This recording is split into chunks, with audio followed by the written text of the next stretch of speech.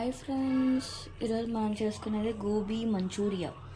So దీనికోసం cauliflower ముక్కలు ముక్కలు చేసుకొని దీన్ని ఉడికించుకోవాలి. దీంట్లో ఉడికించుకునేటప్పుడు కొంచెం సాల్ట్ కూడా వేసుకోవాలి. మంచూరియా గోబీ పకోడా అని మసాలా దొరుకుతుంది మీకు. సో ఆ మసాలా మొత్తం క్యాలీఫ్లవర్లలో వేయండి. మీ దగ్గర ఒకవేళ ఈ పొడి లేదు అనుకుంటే మీరు శనగపిండి కొంచెము, ఇంకా మొక్కజొన్న పిండి కొంచెము, కారం, ఉప్పు, ధనియాల పొడి ఇవన్నీ మిక్స్ చేసుకొని కలుపుకోవచ్చు. మీకు ఒకవేళ ఈ పొడి కావాలంటే డిమార్ట్లో అట్లా దొరుకుతుంది మీకు. ఇంకా ఇట్లా కాల్చుకొని తినడమే ఫ్రెండ్స్.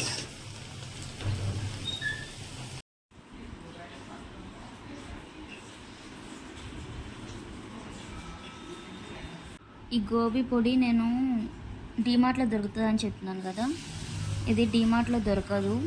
ఏవైనా ఎగ్జిబిషన్స్ ఉంటే దాంట్లో దొరుకుతుంది.